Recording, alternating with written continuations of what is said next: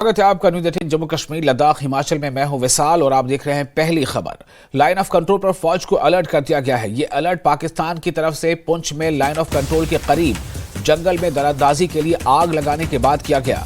इससे कबल भी पाकिस्तान की जानिब से दरअंदाजी कराने के लिए खौड़ सेक्टर के जंगल में आग लगाई गई थी। ताहम उस वक्त फौज ने दरअंदाजी की कोशिश को नाकाम बनाते हुए 2 दहशतगर्दों को हलाक किया था, जबकि 2 दहशतगर्द जख्मी भी हुए थे।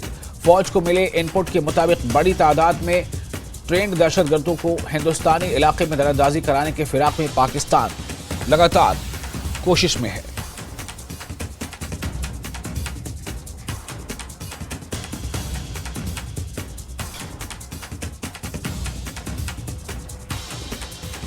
तो लाइन ऑफ कंट्रोल पर अलर्ट। पाकिस्तान की तरफ से पुंछ में लाइन ऑफ कंट्रोल पर फौज को वहां पर जो हालात बने हुए उसके मुताबिक फौज को अलर्ट कर दिया गया है, क्योंकि पाकिस्तान की तरफ से लगातार ऐसी हरकतें सामने आ रही हैं। लाइन ऑफ कंट्रोल पर फौज को अलर्ट कर दिया गया। ये तस्वीरें देखिए किस तरह से लाइन ऑफ कंट्रोल के उस पार जगह जगह पर आग लगने के वाकयात नजर आ रहे हैं। ये अलर्ट पाकिस्तान की तरफ से पुंछ में लाइन ऑफ कंट्रोल के करीब जंगल में दरअंदाजी के लिए आग लगाने के बाद किया गया है। इससे कबल भी पाकिस्तान की जानिब से दरअंदाजी कराने के लिए खौड़ सेक्टर के जंगल में आग लगाई गई थी। ताहम इस वक्त फौज ने दरअंदाजी की कोशिश को नाकाम बनाते हुए 2 दहशतगर्दों को हलाक भी किया था, जबकि 2 दहशतगर्द जख्मी भी हुए थे। फौज को मिले इनपुट के मुताबिक बड़ी तादाद में ट्रेंड दहशतगर्दों को हिंदुस्तानी इलाके में दरअंदाजी कराने के फिराक में पाकिस्तान है।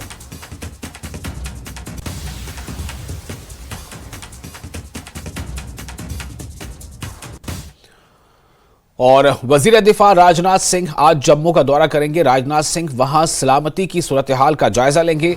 वजीर दिफा फौज के आला अफसरों से मुलाकात भी करेंगे। ख्याल रहे कि पुंछ में फौज का सर्च ऑपरेशन जारी है। गुज़िश्ता दिनों दहशतगर्द हमले के बाद से वहां सर्च ऑपरेशन लगातार जारी है।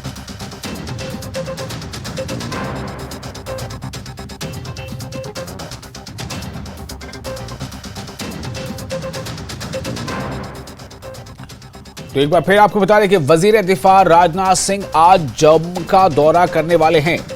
वजीर दिफा राजनाथ सिंह जम्मू जाएंगे आज। राजनाथ सिंह वहां सलामती की सूरत हाल का जायजा लेंगे। वजीर दिफा फौज के आला अफसरों से मुलाकात भी करेंगे। ख्याल रहे कि पुंछ में फौज का सर्च ऑपरेशन 7वें दिन भी जारी है। गुज़िश्ता दिनों दहशतगर्द हमले के बाद से वहां सर्च ऑपरेशन लगातार जारी है।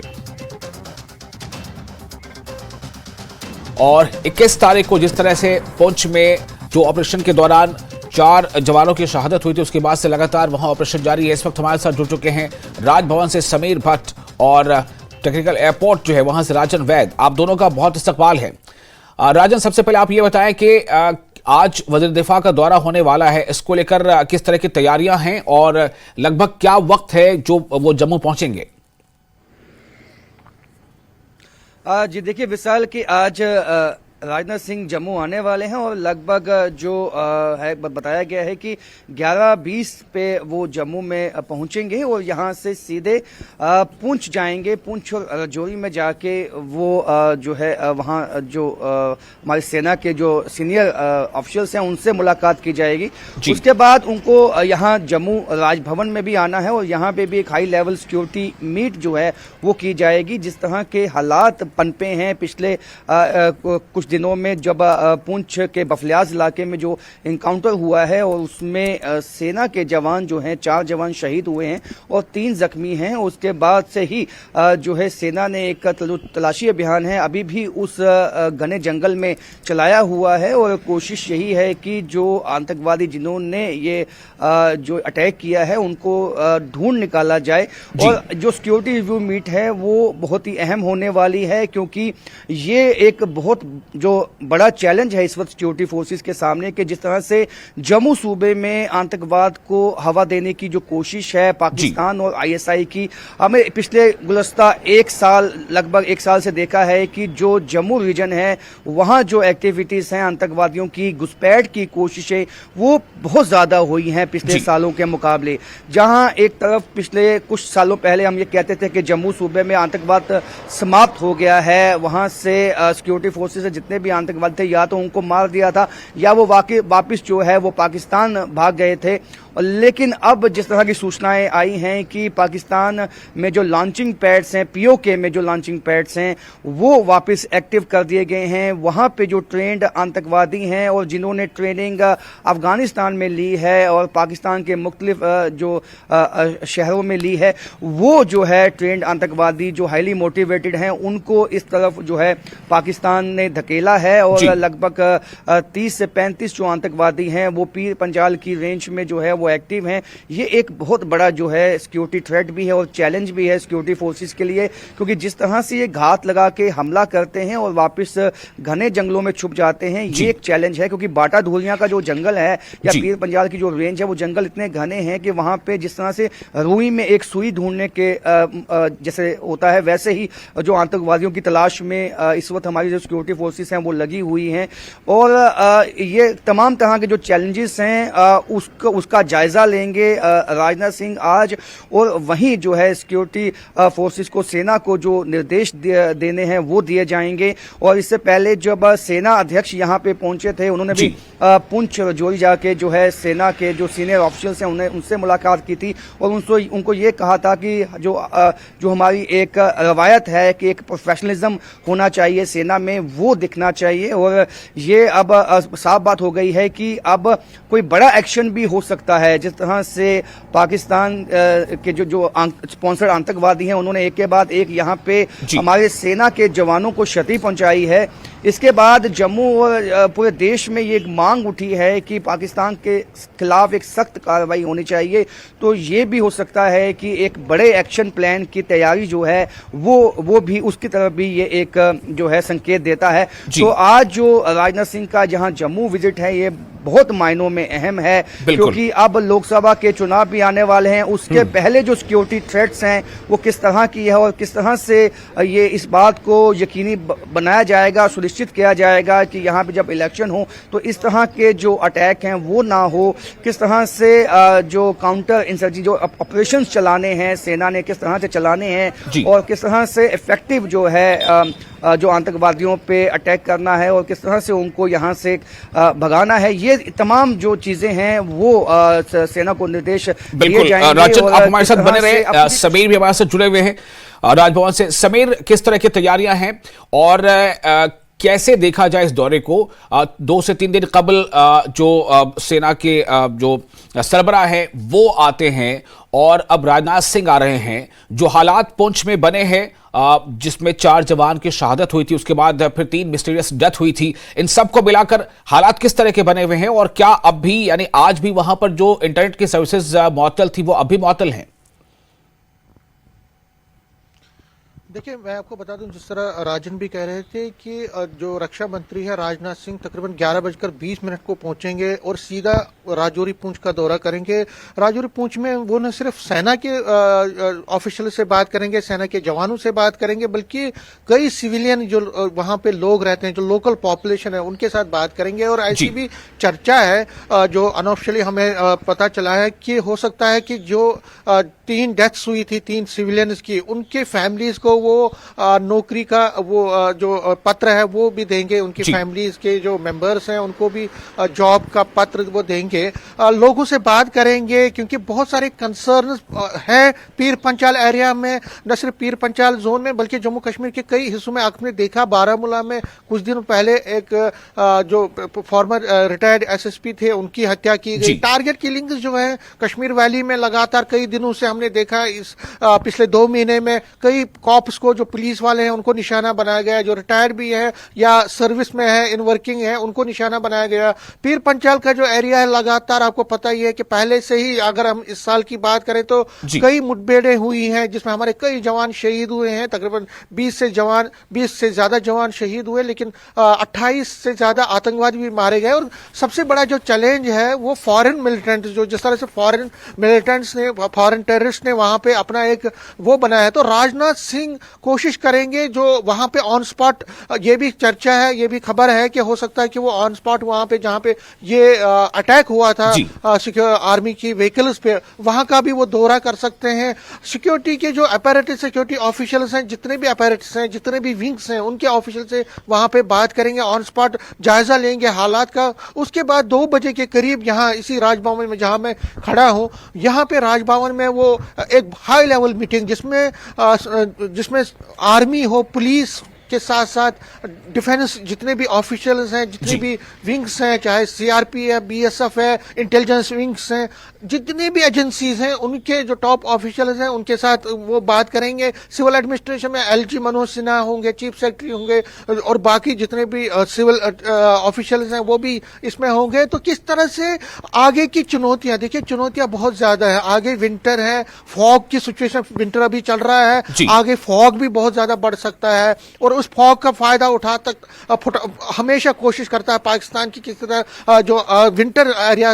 विंटर जो चिल्ली एरिया है, चिल्ली वेदर है, उसका फायदा उठाए। तो आगे बहुत ज्यादा टफ कंडीशंस हैं, बहुत ज्यादा चैलेंजेस हैं। और जिस तरह राजन ने भी कहा, लोकसभा इलेक्शंस भी हैं अगले 1-2 महीने में, उसकी गहमा गहमी चरम सीमा पे होगी। तो हालात जम्मू कश्मीर में स्टेबल रहे, हालात पुरअमन रहे। जो आतंकवादी हैं, जिसका पीर पंजाल एरिया में 30 से 35 कहा जा रहा है कि आतंकवादी है, उनको किस तरह से जल्दी खदेड़ा जाए, मार दिया जाए, वो एक स्ट्रेटेजी रहेगी। उस पर बात होगी। इंटेलिजेंस विंग को, इंटेलिजेंस ग्रिड को किस तरह से मजबूत किया जाए, किस तरह से सिक्योरिटी फोर्सेस जब अपने ऑपरेशन करते हैं तो उनको कोई कैजुअलिटी ना हो, इस तरह के अटैक्स आगे ना हो, उसके लिए क्या रणनीति बनाई जाए। और लोकल पॉपुलेशन को किस तरह से एतमाद में लिया जाए, लोकल पॉपुलेशन के साथ और ज्यादा पूरा तालमेल बनाया जाए। देखिए तालमेल, अगर लोकल पॉपुलेशन है, अगर वहां पे रहती है, अगर वो इंटेलिजेंस ग्रिड में मदद करते हैं, तो उससे आतंकवादी जो एंटी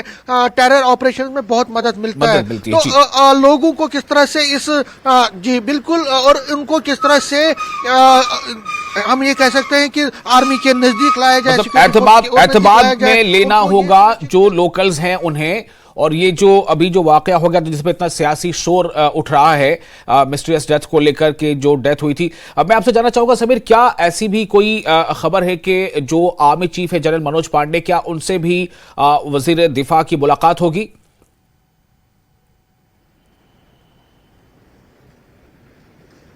है वो 2 दिन पहले यहाँ पे आए थे, उन्होंने पूरा दौरा किया था और उन्होंने अपनी एक रिपोर्ट दी है रक्षा मंत्री। उसी रिपोर्ट के आधार पर यहाँ पे आ रहे हैं। जो इनपुट्स मिले हैं उनको, उन इनपुट्स के आधार पर ही उसको बेस बना के वो यहाँ पे आ रहे हैं। और जो आगे के देखिए यहाँ पे जो वो पूरे जायजा लेंगे, एक तो ऑन स्पॉट वहां पे राजौरी पुंछ का दौरा करके वहां ऑन स्पॉट ग्राउंड सिचुएशन की बात करेंगे, फिर यहाँ पे जो हाई लेवल मीटिंग है, तो जो यहाँ से निकलेगा और जो हमारे हमारे आर्मी चीफ ने यहाँ पे दौरा करने के बाद जो इनपुट्स दिए हैं, उस आधार पर फिर आगे की स्ट्रेटेजी बनेगी। और स्ट्रेटेजी ये है कि किसी तरह से जो आतंकवाद का एक नया चैलेंज खासकर जम्मू रीजन में है, उसको किसी तरह से खत्म किया जाए, उसको ध्वस्त कर दिया जाए। तो एक बड़ी चुनौती है आर्मी के लिए, बड़ी चुनौती है सिक्योरिटी फोर्सेस के लिए, एक बड़ी चुनौती है सरकार के लिए। लेकिन हमने देखा है पहले भी ये चुनौतियां रही हैं। अगर हम देखें पिछले 34 साल से ही तो प्रॉक्सी वार चल रहा है। कितने ही आतंकवादियों को जब वो चरम सीमा पे थे तो ऑपरेशन ऑल आउट 1-2 में किस तरह से पिछले 4-5 साल में उनको खदेड़ा गया। तो लगातार कोशिश है कि अब जो जम्मू रीजन में एक नया चैलेंज है, उस चैलेंज को खत्म किया जाए, उसको ध्वस्त किया जाए और जो आतंकवादी हैं उनको यहां से मार गिराया जाए। क्योंकि ये एक चैलेंज बन के आया है सिक्योरिटी फोर्सेस की। जिस तरह से कैजुअलिटीज हो रही है, जिस तरह से हमारे जवान शहीद हो रहे हैं, ये कहीं ना कहीं कंसर्न है हमारी सेंट्रल गवर्नमेंट के लिए, हम आम लोगों के लिए जो भारतीय हैं वो हमेशा। और आप देख सकते हैं कि जब भी हमारे कोई जवान शहीद होता है तो उसके घर वालों पे क्या बीतते हैं वो वही जानते हैं। हालांकि वो गर्व करते हैं कि उनका जवान, उनका अपना बंदा शहीद हुआ, लेकिन एक दुख, एक पेन तो होती है। तो सरकार चाहती है कि आगे के जितने भी ऑपरेशन हो, देखिए वहां पे जिस तरह आपने कहा, वहां पे 7वें दिन भी अभी बंद है, पूरा नेटवर्क बंद है, इंटरनेट बंद है। ऑपरेशन बहुत तेजी से, सर्च ऑपरेशन जगह जगह चप्पे चप्पे पे पूरे पीर पंजाल एरिया में, फॉरेस्ट एरियाज हो, इंटरलैंड हो, जहां जहाँ पे है हर कोई, चाहे सीआरपीएफ है, चाहे पुलिस है, एसओजी है, हर कोई वहां पे सर्च कर रहे हैं। तो इसमें और सूरत लाई जाए और आतंकवादी जिन्होंने ये घिनौना काम किया है उनको जल्द से जल्द मार किया जाए, उनको ढूंढ के मार गिराया जाए। ये एक बड़ी स्ट्रैटेजी है कि और किसी तरह से जिस तरह हमारे रक्षा मंत्री ने, हमारे होम मिनिस्टर ने और कल भी एलजी मनोज सिन्हा ने कहा, उन्होंने क्या कहा, उन्होंने कहा कि 20 से 30 आतंकवादी जो है पूरे जम्मू कश्मीर में डिस्टर्बेंस अपना इंपैक्ट नहीं कर सकते। तो ये एक बड़ा चैलेंज है जिसके लिए रक्षा मंत्री यहाँ पे आ रहे हैं। बिल्कुल, बहुत शुक्रिया फिलहाल आप दोनों का, राजन और समीर। हम फिर आपसे अपडेट लेते रहेंगे। तो ये इस वक्त की सिचुएशन है, तैयारियां मुकम्मल है। राजनाथ सिंह वज़ीर दिफा तकरीबन 11:20 पर, जैसा हमें बताया गया है, वो जम्मू पहुंचने वाले हैं। फिलहाल एक छोटा सा ब्रेक लेते हैं, ब्रेक के बाद खबरों का सिलसिला जारी रहेगा।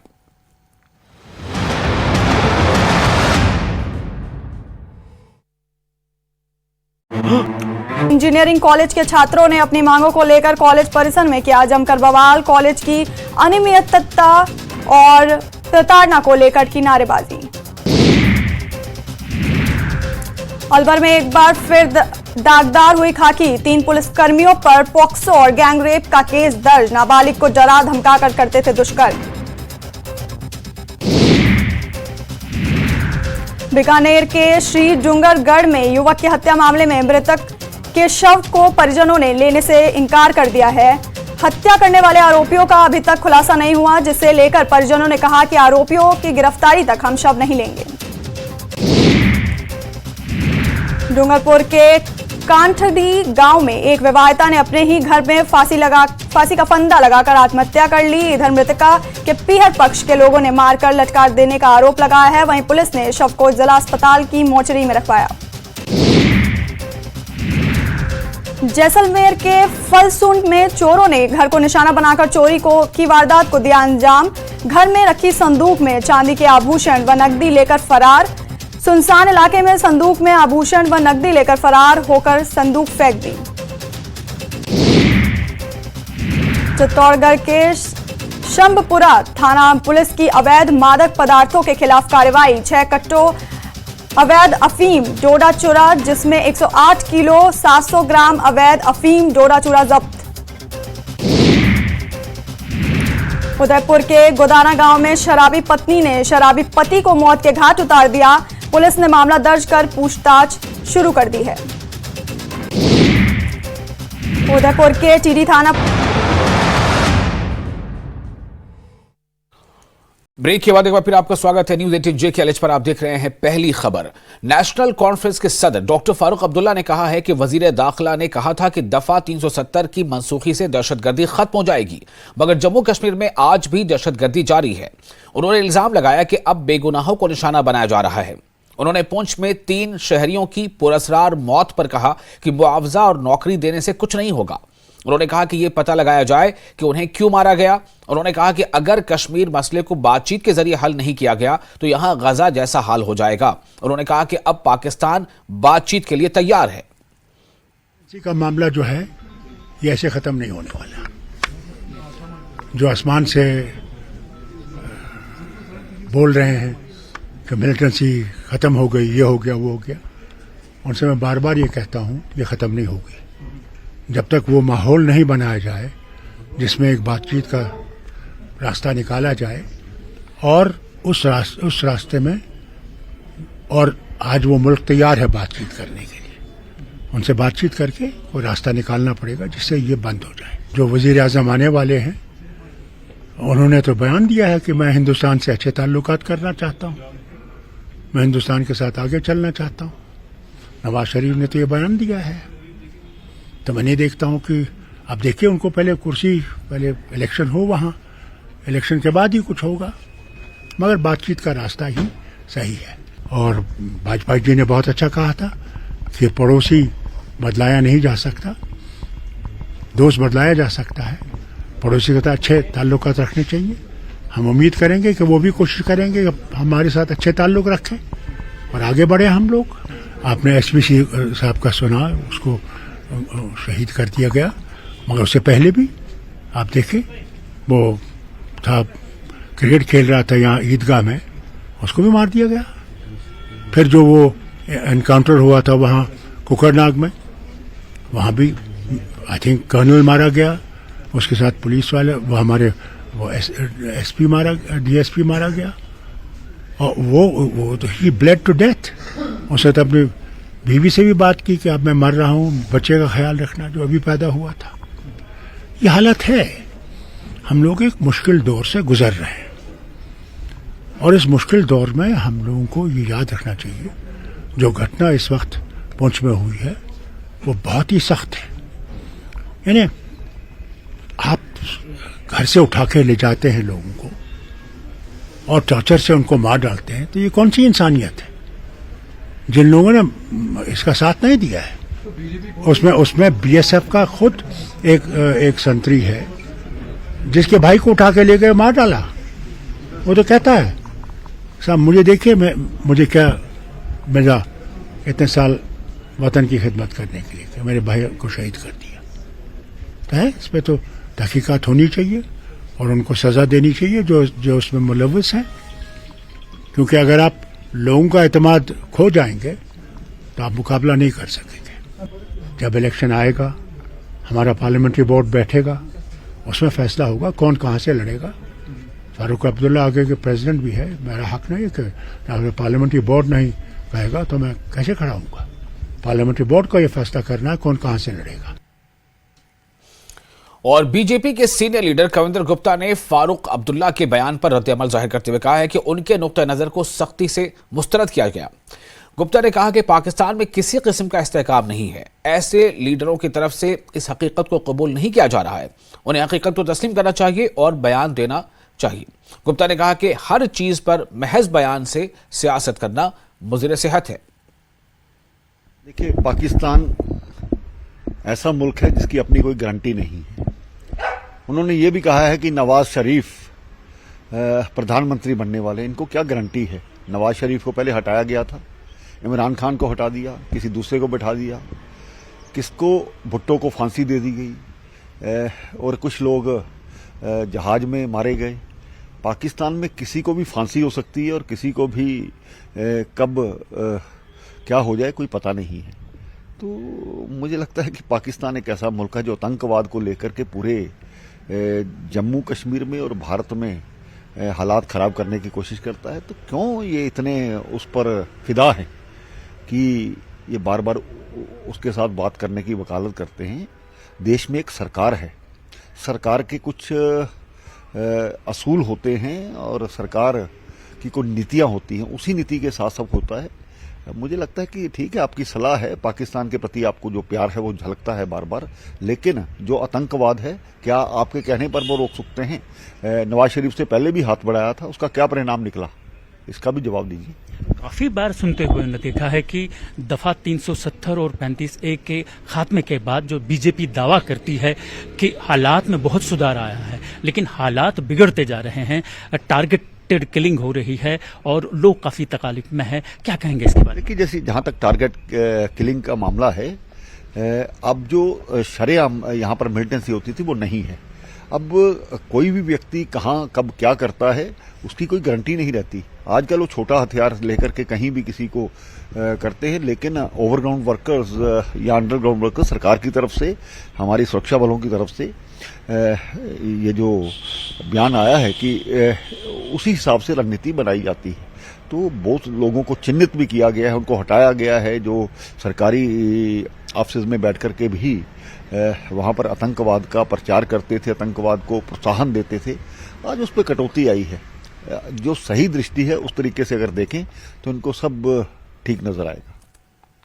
और पीडीपी लीडर इल्तिजा मुफ्ती ने कहा है कि अगर जम्मू कश्मीर में नॉर्मलसी है तो रोज इस पर बहस क्यों होती है।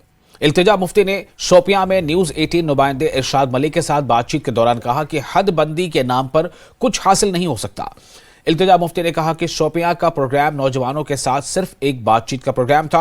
उन्होंने कहा कि आर्टिकल 370 को हटाने के बाद नौजवानों से मुतालिक मसाइल को सुनने में एक तरह की घुटन थी, इसी वजह से वो यहां आई। पार्टी वर्कर्स को हमने नहीं बुलाया था, हमारे जो कुछ ओल्ड पार्टी वर्कर्स हैं वो आए out of their love for Mehbooba ji and PDP, लेकिन ज्यादातर जो शोपियान टाउन में जो यंगस्टर्स हैं, लड़के लड़कियां, लॉयर्स, एंटरप्रेन्योर्स, बिजनेसमैन, मैं उनसे आके बात करना चाहती थी, not just necessarily political, but वो अपनी दिल की बात बताएं। कभी कभी गिले शिकवे होते हैं, यहाँ क्या सिचुएशन है, मैं उनसे समझना चाहती थी कि यहाँ के मसाइल क्या हैं, उनके इश्यूज क्या हैं। तो जो हमारे यहाँ कॉन्स्टिट्यूंसी इंचार्जेस हैं उनने मेरे लिए प्रोग्राम रखा। समझो जो आने वाले इलेक्शन जो है पार्लियामेंट इलेक्शन एक रणनीति। और कमिश्नर सेक्रेटरी महकमा देही तरक्की और पंचायती राज मनदीप कौर ने बडगाम के मागाम में गवर्नमेंट हायर सेकेंडरी स्कूल में विकसित भारत संकल्प यात्रा प्रोग्राम और अवामी दरबार की सदारत की। इस मौके पर उन्होंने मुख्तलिफ स्कीमों के बारे में बेदारी पैदा करने के लिए लगाए गए स्टॉल्स का मुआयना किया। इस प्रोग्राम में मकामी लोगों ने भरपूर तौर पर शिरकत की। कमिश्नर सेक्रेटरी ने इस मौके पर अफसरान और दीगर शुरा से संकल्प लिया। इस प्रोग्राम में लोगों ने अपने दरपेश मसाइल से भी हुकाम को आगाह किया। इस मौके पर खिताब करते हुए मनदीप कौर ने आम लोगों में तमाम सरकारी स्कीमों और फ्लैगशिप प्रोग्रामों के बारे में बेदारी पैदा करने पर जोर दिया। भारत ये विकसित भारत संकल्प यात्रा का, या अगर हम जम्मू कश्मीर की बात करें तो जितनी इनिशिएटिव्स हमारे ऑनरेबल एलजी साहब ने लिए हैं, चाहे वो एलजी ग्रीवेंस हो, चाहे बैक टू विलेज हो, चाहे पब्लिक दरबार हो, या जितनी भी हमारी एक्टिविटीज़, उसका मकसद एक ही है कि सरकार आपके द्वारा लोगों को सेक्रेटेरिएट में आके और लोगों को इस चीज़ का वेट ना करना पड़े कि कब हम सेक्रेटेरिएट पहुंचेंगे या लोगों से मिलेंगे या ऑफिसर से मिलेंगे या एलजी साहब से मिलेंगे और अपने मसले हल कराएंगे। इसका मकसद ये है कि गवर्नमेंट के जितने भी ऑफिशियल्स हैं वो लोगों तक पहुंचें और लोगों के जो भी मसाइल हैं। और इसके साथ ही इस बुलेटिन में फिलहाल इतना ही, लेकिन न्यूज़ 18 JKL इस पर लगातार